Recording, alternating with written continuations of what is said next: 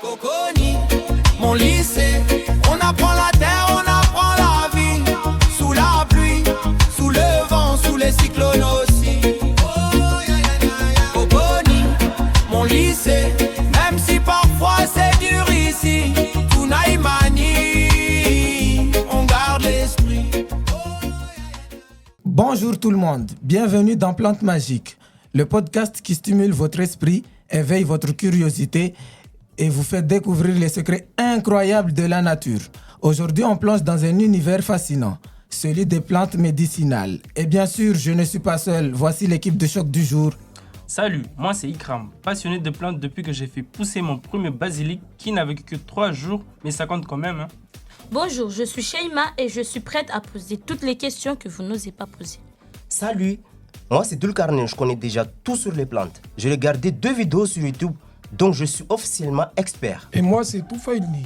Je suis là pour éviter les catastrophes botaniques. Aujourd'hui, on va vous parler des plantes médicinales. Ces plantes que des générations entières ont utilisées pour apaiser, soigner, calmer, mais qu'il faut connaître avant tout, parce que la nature est très puissante. Exactement, une plante peut aider, mais certaines peuvent être très toxiques si on les confond ou qu'on en prend trop. Alors, prudence. Attention, maintenant c'est à vous de jouer. Voici la grande question du jour.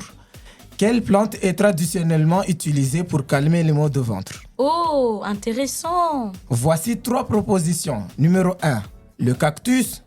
Très solide comme choix. Le cactus c'est plein d'eau, donc ça doit hydrater le ventre. Numéro 2, la menthe poivrée. Oh, ça sent super bon. Je vote pour elle. Enfin, je crois. Et numéro 3, la fougère. Je ne suis pas convaincu, mais bon. Alors, la vérité c'est que les plantes ont des propriétés vraiment surprenantes, mais il ne faut pas inventer comme Dulkarnain. Hey, je me vante pas. Le cactus c'est scientifiquement... Scientifiquement faux, oui. Moi j'avoue que je me brûle un peu. Entre les plantes utiles, celles qui sentent bon, celles qui piquent. Je ne sais plus. C'est pour cela qu'il faut se renseigner. Certaines plantes peuvent aider, mais d'autres peuvent être très dangereuses si on les confond. C'est exactement ce qu'on veut vous montrer aujourd'hui. La nature peut être une alliée incroyable, mais il faut la connaître. Bon, maintenant la grande question. Quelle est la bonne réponse? Eh bien, c'est à vous de nous le dire.